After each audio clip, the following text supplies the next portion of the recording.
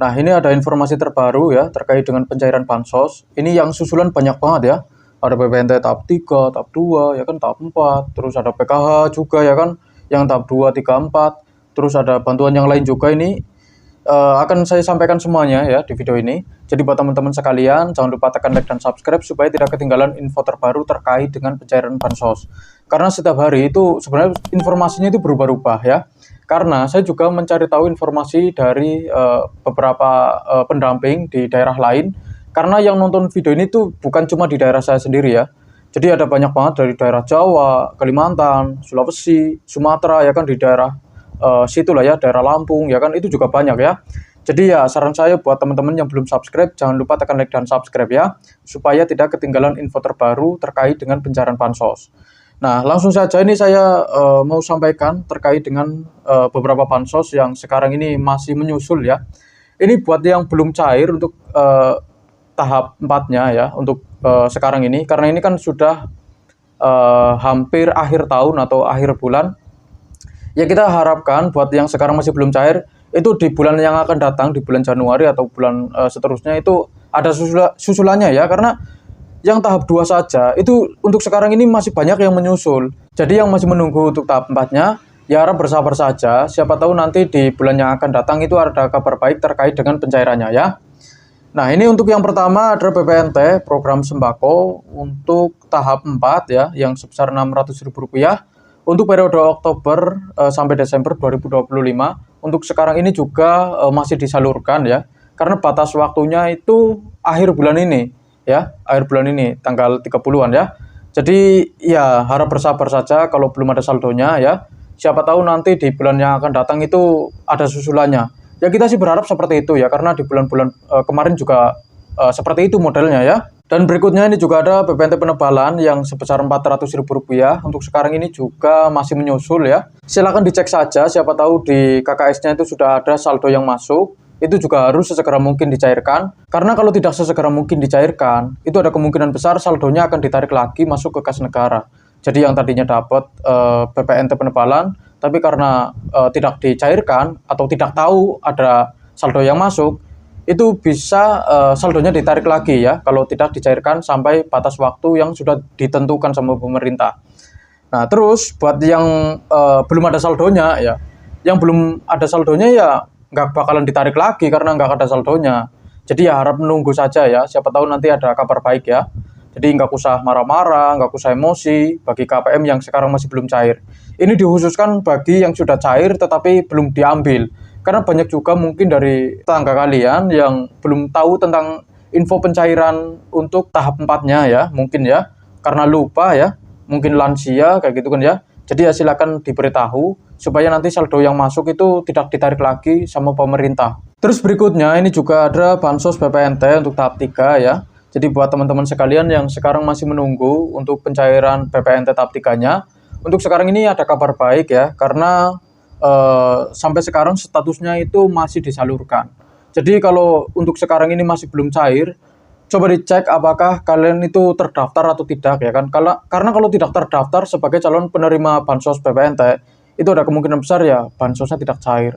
Jadi silakan kalian tanyakan langsung ke petugas yang ada di kantor desa atau kelurahan setempat. Di sana itu informasinya lebih jelas ya. Karena di situ kan ada operator SIKNJ, jadi bisa langsung dicek di aplikasi SIKNJ apakah statusnya itu cair atau belum ya kan. Kalau belum cair ya ditunggu saja, tetapi kalau sudah ada saldonya ya silakan melakukan pencairan ya. Terus selanjutnya ini juga ada PPNT tahap 2 sebesar Rp600.000 untuk periode April-Juni 2025. Biasanya untuk KPM peralihan dari kantor pos ke kartu KKS. Jadi buat yang peralihan dari PT Pos Indonesia untuk tahap 2-nya, ini juga ada kabar baik terkait dengan pencairannya. Karena untuk sekarang ini untuk PPNT tahap 2-nya ada susulannya ya. Coba dicek apakah di kartu KKS-nya ada saldonya atau belum. Kalau belum ada ya ditunggu saja, karena batas waktunya itu akhir bulan ini ya. Ya sebentar lagi kayak gitu loh ya. Tapi ya kalau masih belum ada saldonya ya coba dicek apakah terdaftar atau tidak ya kan. Karena kalau tidak terdaftar ya otomatis bansosnya untuk tahap 2-nya ini nggak cair ya. Dan berikutnya juga ada BLT Kesra, bantuan tunai sebesar Rp900.000 untuk periode Oktober-Desember 2025. bantuan ini bersifat sementara dan hanya cair 1 kali. Jadi buat yang kemarin sudah cair BLT Keserannya, itu untuk sekarang ini sudah tidak cair lagi ya. Karena ini ada bansos ini BLT Keseran susulan ya. Jadi yang sudah cair kemarin yang Rp900.000 sekarang sudah tidak cair lagi. Ini dikhususkan untuk KPM yang belum dapat di tahap yang kemarin itu loh ya. Jadi ini bisa dibilang ya gelombang kedua untuk BLT Keserannya ya. Dan berikutnya juga ada PKH tahap 4, nominal bervariasi tergantung komponen keluarga. Jadi setiap keluarga itu komponennya berbeda-beda dan nominalnya juga berbeda-beda ya. Untuk sekarang ini juga masih dalam tahap pencairan. Jadi harap bersabar saja karena di masing-masing daerah itu pencairannya berbeda-beda. Jadi tidak sama ya. Mungkin di Jawa Tengah seperti ini, di Jawa Barat seperti itu, kayak gitu kan ya. Itu berbeda lah ya. Dan ingat, jangan kalian menyamakan daerah kalian dengan daerah yang lain. Contoh di desa kalian mungkin sudah cair, tetapi di desa sebelah itu belum cair. Itu wajar ya, karena itu tergantung dari kesiapan data dari pemerintah. Kalau masih ada yang disurvei, ada yang dicek lagi, datanya masih salah atau belum, itu ada kemungkinan besar ya bansosnya agak sedikit lebih lambat. Tetapi kalau tidak ada kendala teknis, itu ada kemungkinan besar bansosnya bisa sesegera mungkin dicairkan ya. Dan berikutnya ada juga PKH tahap 3 ya, mayoritas untuk KPM peralihan dari PT Pos Indonesia ya ke kartu KKS. Ini juga untuk sekarang statusnya masih disalurkan dan batas waktunya untuk batas pencairannya maksudnya itu di akhir bulan ini. Jadi silakan saja dicek apakah di kartu KKS-nya sudah ada saldonya atau belum. Kalau belum ada ya harap bersabar saja ya. Siapa tahu nanti di bulan yang akan datang itu masih ada susulannya. Ya kita berharap sih ada susulannya ya. Tapi ya kita tunggu saja apakah ada informasi resmi terkait dengan pencairannya ya kan. Ya kita berharap sih ada lah ya. Terus berikutnya ini ada PKH tahap 2 sama seperti tahap 3 merupakan rapelan bagi pemilik KKS baru. Jadi yang sekarang baru punya KKS ya, yang peralihan dari PT Pos Indonesia ya, itu juga statusnya untuk PKH tahap 2-nya untuk sekarang ini masih disalurkan, walaupun mungkin masih belum rata ya. Jadi harap bersabar saja, tidak usah marah-marah ya kan, karena mungkin tahap 2-nya itu dianggap tidak cair, terus buku tabungannya disobek-sobek, atau kartu KKS-nya itu dipotong-potong, kayak gitu kan ya. Itu tidak perlu ya, karena itu bisa merugikan diri kalian sendiri.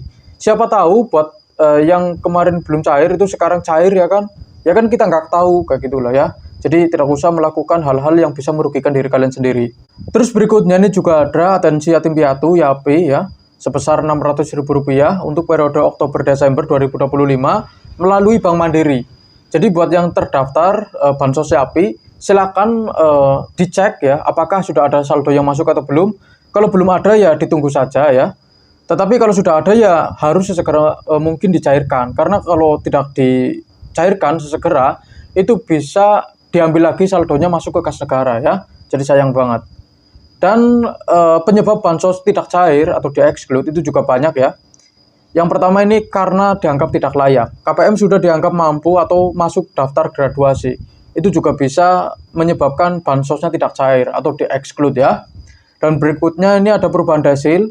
Tiba-tiba dasilnya naik, yang tadinya mungkin dasil 5, tapi pas dicek lagi itu dasilnya 6-10 ya kan.